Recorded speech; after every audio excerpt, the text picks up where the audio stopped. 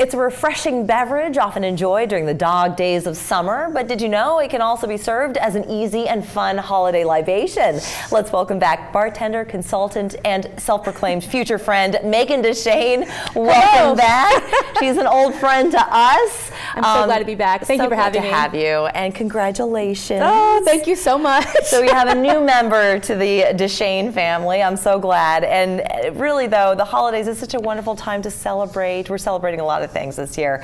But one of those is family and friends and gatherings. Yeah, getting together with the ones you love the most, for sure. Indeed. So how do you do that when you're also having to be the hostess and to serve something that's quite tasty? Well, I think the answer is planning in advance as best you can. And it's really important when you are hosting your friends and your family that you can be a guest and you can enjoy the company and make some memories as well. Yes. So I recommend preparing cocktails in large format in batches or punches. And in this case, we're going to make a sangria. Love sangria. Me too. So it's a love language. When you think about it, that is something that is usually drunk during the summertime.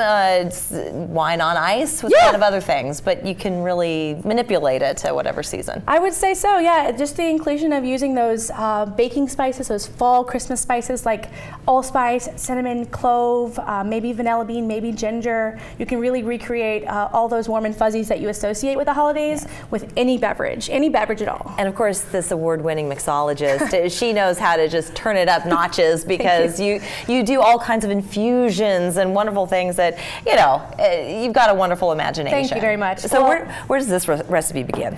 This recipe begins with wine. So to make a sangria, you need wine for your base. I would say that although it's important to choose a delicious wine that you wouldn't mind drinking by itself, there's no need to bake the bank on this. So we have here some wine from the Biltmore. Yes. So I'm going to use a whole bottle. Okay. And then we're going to add to that some late vintage port. So port is not something that is traditionally used in sangria, but especially at the holidays, port being a very rich flavor texturally and so nice with all the candied raisin flavors. It makes for a great addition to your sangria as well. So it adds a little bit of body to it in a way. It sure does. Yeah, so some of those concentrated flavors. And so you're pouring it over ice. And what you were saying, though, as far as wine, you can go really high end, but it's not necessary. And that's kind of what sangria is. You don't have to use a really good wine to make a tasty drink. You're correct. In fact, it was created out of really utility with wine that was beginning to turn, being able to still drink and enjoy it with the addition of juices and fortified spirits like a brandy. Yeah. So in addition to this red wine combination, we're going to add some spirit. Okay. Not brandy today. We're actually using a spirit that I infused with cinnamon and baking spices. Really lovely. This is actually, I call it infinity jar.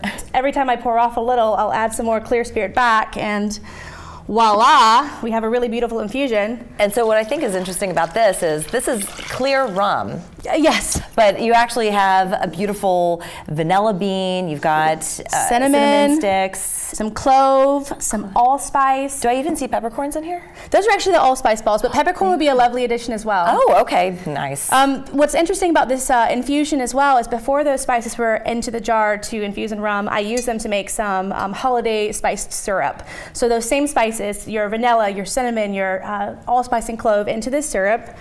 We're going to add that for a little bit of body and some roundness. Wow. Oh, you use all of that. I sure did. Oh, my goodness. We measured it in advance. So. and is that, you're so smart. Now, is that equal parts like a simple syrup type of deal? Right. Okay. So I use sugar, water with equal measure, and then it's a little bit of like preparing a soup. There are recipes you could follow, but I would say don't overthink it. We can always adjust the final product. Our juice in this case is going to be apple cider. Okay. And so we're going to add that finally to our batch. Nice. The thing too is, as you're preparing this, you want to be tasting it. If it's too sweet, you can always correct it with some lemon juice or a little more cider if it's not sweet enough. Yeah. And what does the cider do to it? Well, it's going to add body. It's going to lengthen it. It's definitely going to add some fruity kisses with that apple flavor. Nice. So our final. I want some. Well, we have to dress her first. This is a party, okay. remember? We're entertaining our guests. That's right. Truthfully, we eat and drink with our eyes first. So we're going to add our garnishes to the bowl. This is just some cranberries. We've got some orange wheels. And that's actually very traditional too. Sangrias using like apples, citrus, Yes. like oranges. Okay. Exactly. So And you've got some lemon wheels. we got some lemon wheels too. So we have a really beautiful bowl that people are going to be like, oh my God, you spent hours to make this. That's You know, so like, pretty. And then I see you've also got some other options here. So you can create this little bar where people can grab their drink and then they go and they can add different things. I see rosemary here, which is a very, it's quite a pungent herb. It can be, yes. It can be, but it complements certain alcoholic beverages. And then is this thyme? Yep, we have some thyme, some nice. cinnamon sticks. We have some orange, lemon, and apple slices, some more cranberry there. Beautiful. I think the idea, though, is creating this interactive element with your guests such that they can be a part of, making these magical memories of Right. being entertained at your house party. The final thing that you can add if you'd like is a sparkling element. So traditionally, I would add a little bubbly. So we'll Okay. just pour a little on bit? top. Okay. This is my contribution, folks. Excellent I job. think I'm going to leave it there because we're almost We're pretty full. overflowing here. Yes. You can also use sparkling apple cider. You can use sparkling wine. Oh, yes. Lots of options. All Lots right, of let's take a options. So sip. what kind of garnish would you like on your... I would love an orange slice. Excellent. That's what I'm going to do. Thank you so You much, are so Megan. welcome. All right, this is an easy recipe, everybody. Happy holidays. Happy holidays to you, So great to too. see you. Cheers, everybody. Let me try this. Cheers. Oh my goodness. Rich. Just so many notes in there. Perfect for the holidays. It screams Christmas. Cheers. Merry Christmas. Don't forget also, when you're entertaining, to have a non-alcoholic punch. Some really important. great options would be like cider and chai tea, and that way your guests can also spike it if they want. Love that advice. We're But some back of us after aren't this. drinking. Yes, that's right. She's not. We're back after this, but I am.